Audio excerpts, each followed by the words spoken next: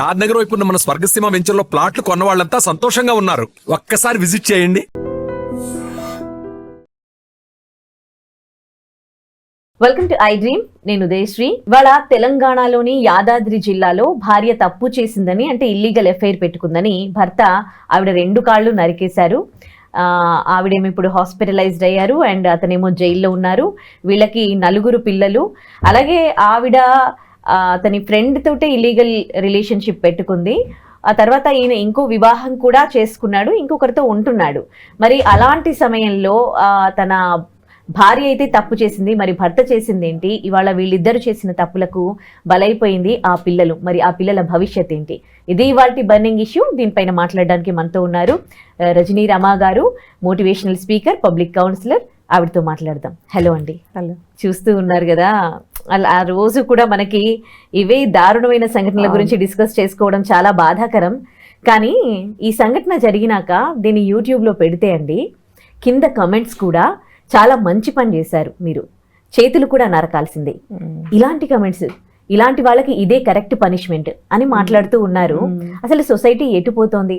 Okay, ఒప్పుకుంటాం, ఆవిడ ఇంకొకరితో ఇల్లీగల్ అఫైర్ పెట్టుకోవడం తప్పే.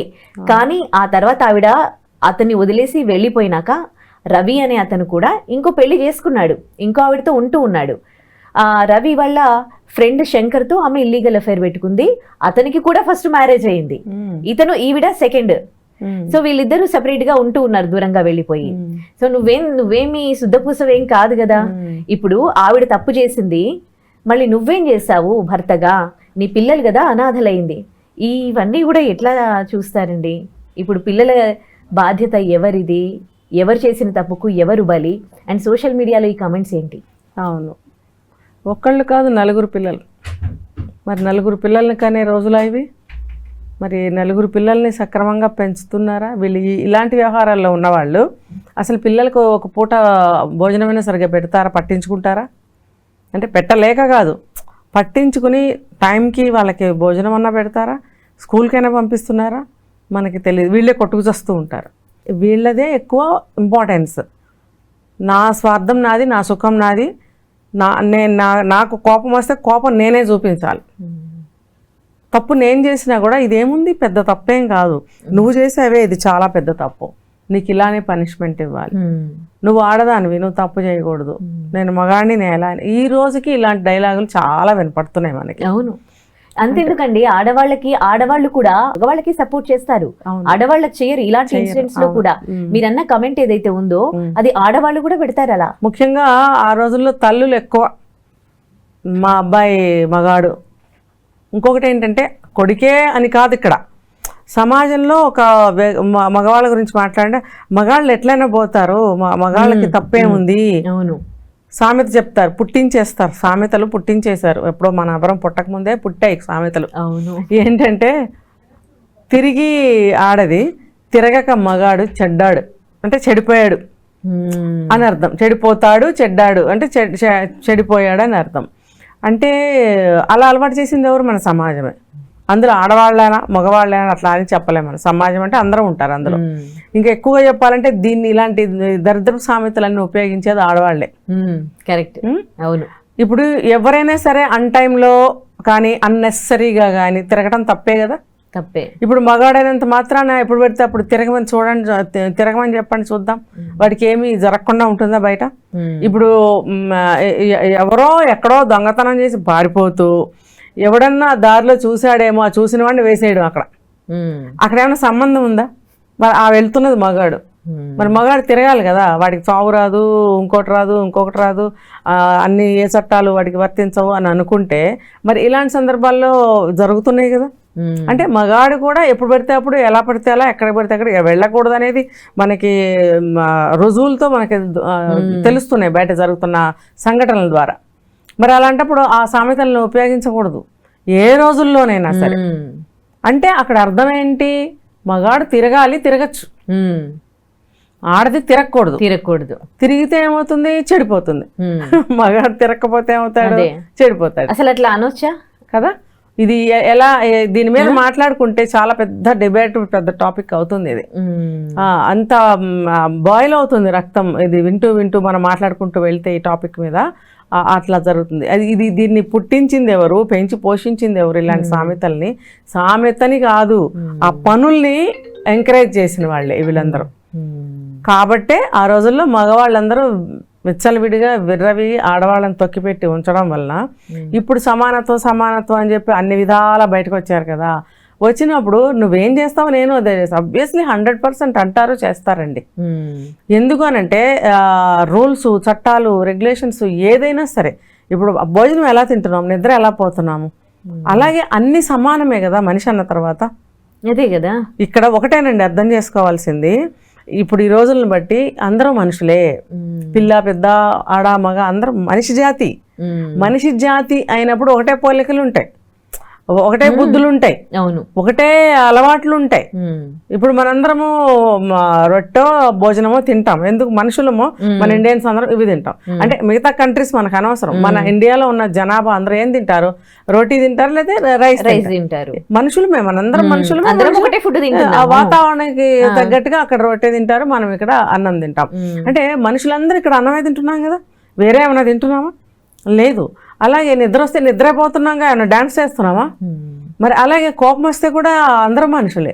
మరి వెధవ బుద్ధి, వెధవ పని చేయాలంటే అందరూ మనుషులే. అందరికీ వెధవ బుద్ధులు పుడతాయి, అందరూ వెధవ పనులు చేస్తూనే ఉంటాయి. అందరూ మనుషులు. కాబట్టి దీనికి ఆడదే చేయాలి, ఆ మగాడే చేయాలి అనేది లేదు. ఆడది చేయకూడదు, మగాడు చేయకూడదు అనేది లేదు. తప్పు ఎవ్వరూ చేయకూడదు.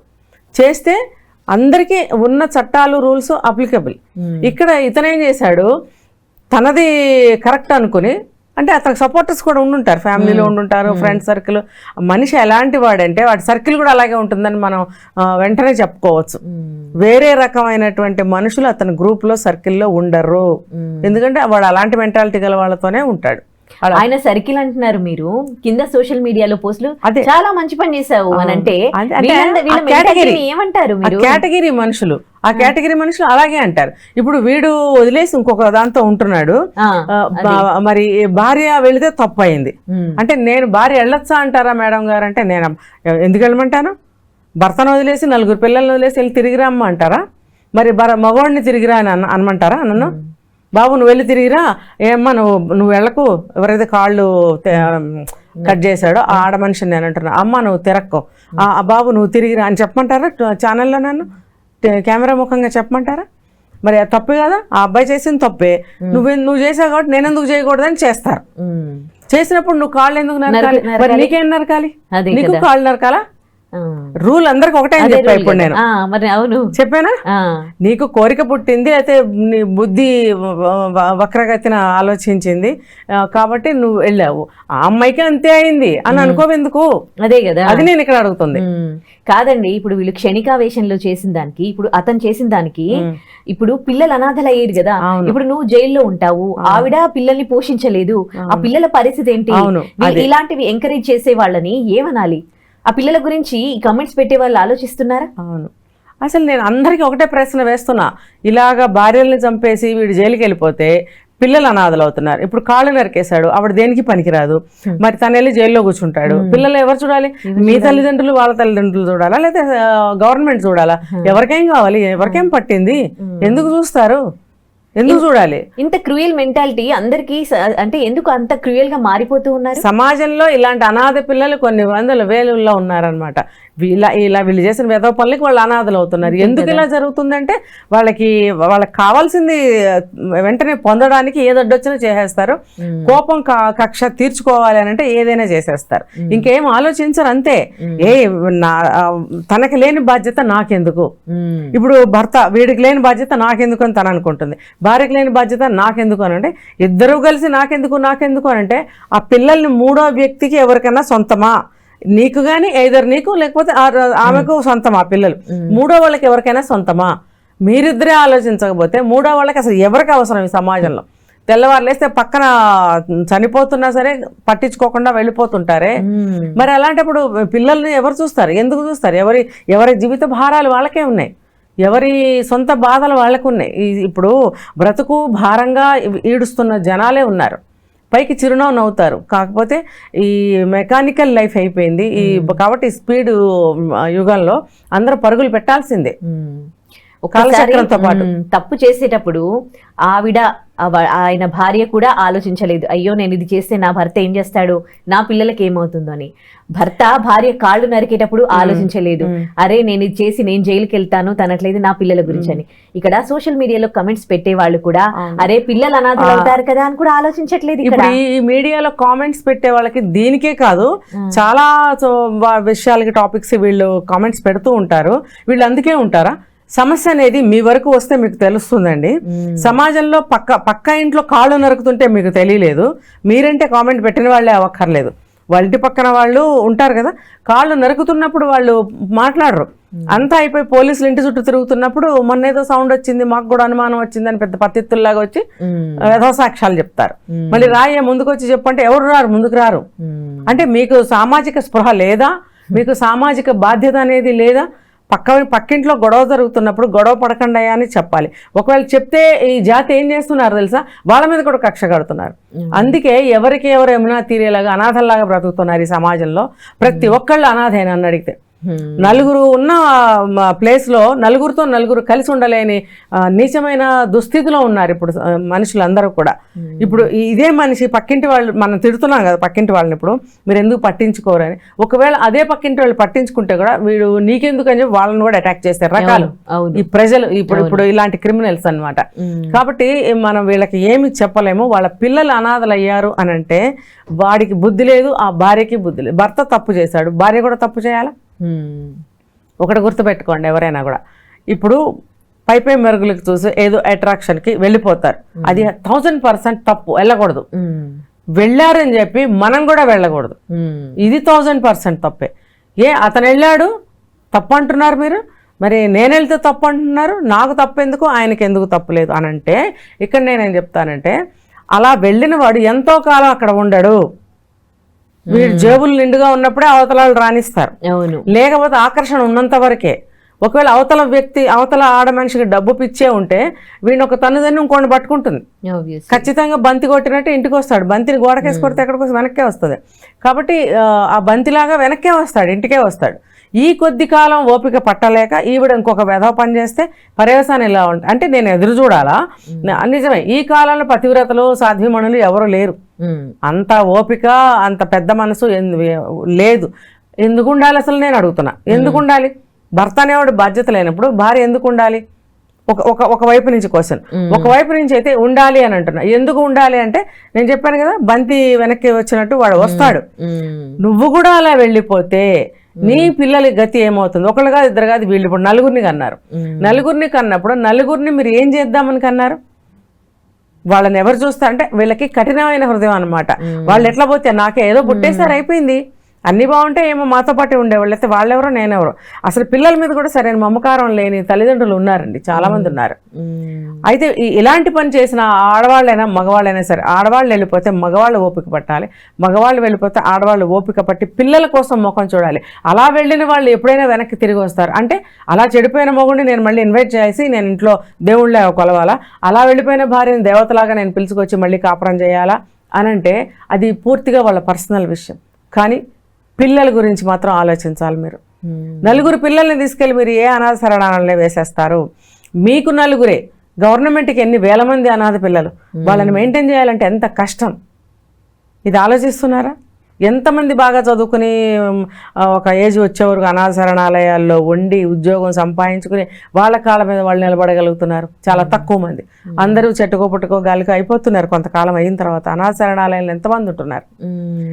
ఇది బాగా ఆలోచించాలి ప్రతి తల్లి ప్రతి తండ్రి.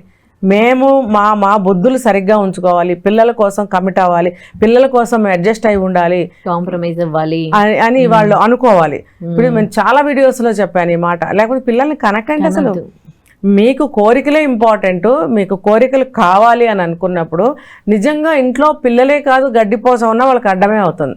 అలాంటప్పుడు మీరిద్దరే ఉండి మీ కోరికలు తీర్చుకుంటూ చచ్చి పాడెక్కే వరకు మీ కోరికలు తీర్చుకుంటూ చావండి. ఒకళ్ళేం కర్మ, రోజుకొకటితో గంటకొకటితో మీరు పోతూ ఉండండి. అది మిమ్మల్ని ఎవరు కాదంటారు? మీకు ఎవరు అడ్డం పడతారు? ఇప్పుడు పిల్లలు అడ్డం అవుతారు కాబట్టి పిల్లల్ని చంపుతున్నారు. పిల్లల్ని కనకండి, మీకు అడ్డం ఎవరు రారు కదా, హాయిగా ఊరేయండి. ఇదే నేను చెప్పేది. ఇలా చంపుకోవడాలు చావడాలు లీగల్ గా దూరం అయిపోవచ్చు కదా. అప్పటికి అప్పుడు ఏమనుకుంటారంటే అమ్మో ఎవరికైనా తెలుస్తుందేమో, ఏమన్నా అనుకుంటారేమో, పరువు పోతుంది. తప్పు చేసేటప్పుడు పరువు కనిపించదు. అసలు వాళ్ళకి పరువు ఉంటే అసలు బయట కాలే పెట్టరు వాళ్ళు, మగాడైనా ఆడదైనా. మీకు అసలు మానసికంగా మీకు పరువు లేదు కాబట్టి మీరు బయట కాలు పెట్టారు. కాలు పెట్టిన తర్వాత ఆటోమేటిక్గా అందరికీ తెలిసిన పరువు ఒకటి ఉంటుంది కదా, అది అప్పుడు పోతుంది. మీకు ముందే ఉండాలి.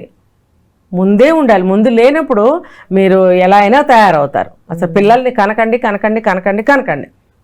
ఎన్నిసార్లు చెప్పమన్నా ఇది జపంలాగా నేను చెప్తాను. పిల్లల్ని కనకండి, భూమికి భారం తగ్గుతుంది. రెండవది, వాళ్ళు అనవసరమైన చావులు చావద్దు. ఆ పిల్లలు అనవసరంగా అనాథలు అవ్వద్దు. అనాథలు అయితే ఆ పిల్లలు దొంగలుగా, వ్యభిచారులుగా తయారవుతున్నారు ఒక 10 ఏళ్ళు వచ్చేటప్పటికి. అంటే మన భారతదేశానికి ఎంత చెడ్డ పేరు తీసుకొస్తున్నారు. పవిత్రమైన భారతదేశం అని మనం ఎంతో పొంగిపోతాం. పరాయి దేశస్తులు కూడా మన భారతీయ సంస్కృతిని అడాప్ట్ చేసుకుని వాళ్ళు ఫాలో అవుతున్నారు. మన పరువుని మనం తీసేస్తున్నాం. నీ వ్యక్తిగతమైన పరువే కాదు, నీ ఇంటి పరువే కాదు, సమాజం పరువే కాదు, దేశం పరువే మీరు మంట కలిపేస్తున్నారు. ఇలా ఒక్కొక్కళ్ళు ఒక్కొక్కటి చేస్తున్నారు. 9 నెలలు కానీ అది పెంచి పోషించిన పిల్లల మీదే ఉండదు. వీళ్ళు దేశం గురించి ఆలోచిస్తారండి. అందుకనే మీరు ఈ పనులు చేయకండి, మీరు పిల్లల్ని కనకండి. ఇప్పుడు ఎన్ని చెడ్డ పేర్లు వస్తున్నాయి. అక్రమ సంబంధాలంట ఇండియాలో, లేకపోతే చంపేస్తారంట, హత్యలంట ఇండియాలో. తర్వాత అక్కడ పిల్లలందరూ అనాథలేనంట. ఖచ్చితంగా ఈ 3 బయటకు వెళ్తే మన ఇండియా పరువు ఏమవుతుంది? అందులో మీరు లేరా? మీ పిల్లలు లేరా? మరి మీ వల్ల కూడా పోలేదా? ఇండియా పరువు పోయిందా లేదా? మీరు పార్ట్ అవుతున్నారా లేదా ఈ పరువు పోవడానికి? మరి భారతదేశానికి మన పూర్వీకులు తీసుకొచ్చిన ఘనత, మరి ఎంతో గొప్ప చరిత్రలు ఉన్నాయి. మరి మన పరువు ప్రతిష్టలు కాపాడటానికి మోడీ గారితో సహా ఎన్ని త్యాగాలు, ఎన్ని పెద్ద పనులు చేస్తున్నారు వీళ్ళు. ఇవన్నీ బూడిదలో పోసిన పన్నీరు ఎందుకు చేస్తున్నారు వీళ్ళకి ఏం హక్కు ఉంది అసలు? ఇలాంటి వాళ్ళని మనం ఎలా ఏరగలం? ఏరేయలేం వీళ్ళని. కాబట్టి నేను చెప్పేది ఏంటంటే మీరు తగలడండి. మీరు ఎంత మందితో రోజుకొకళ్ళు గంటకొకళ్ళు తిరుగుతారో మీరు ఇష్టం వచ్చినట్టు తిరగండి, కానీ పిల్లల్ని కనకండి. మీరే పుచ్చిపోయి పురుగులు బట్టి చావండి. ఇప్పటికే లివ్ ఇన్ రిలేషన్షిప్ లో ఉంటున్నారు, పెళ్లిళ్ళు అంటున్నారు. ముందు అదే జరుగుతుంది అనుకుంటాను. పిల్లల్ని కనకండి దయచేసి. I don't think so. ఇంకా అదే జరుగుతుంది. ఉన్నవాళ్లే మంచి వాళ్ళు ఉంటే మంచి వాళ్ళు ఉంటారు, చెడ్డవాళ్ళు అయితే చెడ్డవాళ్ళు ఉంటారు. కానీ ఇంకా కనకండి. ఇలాంటి వాళ్ళు నేను అనేది అందరూ కాదు. ఎవరికైతే భారమో అడ్డం అనుకుంటారో వాళ్ళు ఎవ్వరు పిల్లల్ని కానొద్దు. ఇంకా చెప్పాలంటే అసలు పెళ్ళే చేసుకోకండి. మీ మెంటాలిటీ ఏంటో మీకు తెలుసు. నాకు ఎవరిని నేను టాలరేట్ చేయలేను, ఎవరిని క్షమించలేను, ఎవరితో నేను అడ్జస్ట్ అవ్వలేను, కాంప్రమైజ్ అవ్వలేను అని మీ మెంటాలిటీ మీకు తెలిస్తే పెళ్లి చేసుకోకండి. ఆ వచ్చిన వాటితో కానీ వచ్చిన దాంతో కానీ మీరు ఉండలేరు. ఇంకా కర్మగాలి 1-2-4 పిల్లలు పుడితే వాళ్ళు ఇంకా ఘోరం అనమాట. అందుకే ఇలాంటి వాళ్ళు పెళ్లి చేసుకోవద్దు, పిల్లల్ని కానొద్దు. ఇట్లా క్షణికావేశంలో ఇలాంటి పనులు చేసే వాళ్ళు తప్పకుండా అలా పిల్లల గురించి ఆలోచించాలని కోరుకుందామండి. Thank you so much. నిజంగా ప్రస్తుతం ఉన్నటువంటి సమాజం దేనికి ప్రయారిటీ ఇస్తుంది? ఆర్థిక సంబంధాల చుట్టూ మాత్రమే తిరుగుతుంది. మళ్ళీ ఎన్నికలంగానే చాలా విరక్తి కలుగుతాను. మంచి అనిపిస్తుంది కదా, లేడీస్ కూడా ఛాలెంజింగ్ జాబ్స్ చేసినప్పుడు చాలా బాగుంటది. ట్రాఫిక్ అసిస్టెంట్స్ గా నియమించిన ట్రాన్స్జెండర్స్ అందరితో సాల్యూట్ చేయించుకుంటున్నారు. ఫుడ్ డెలివరీ ఇవ్వటానికి వెళ్ళినటువంటి డెలివరీ బాయ్ అనిల్ పై కళ్ళ ముందు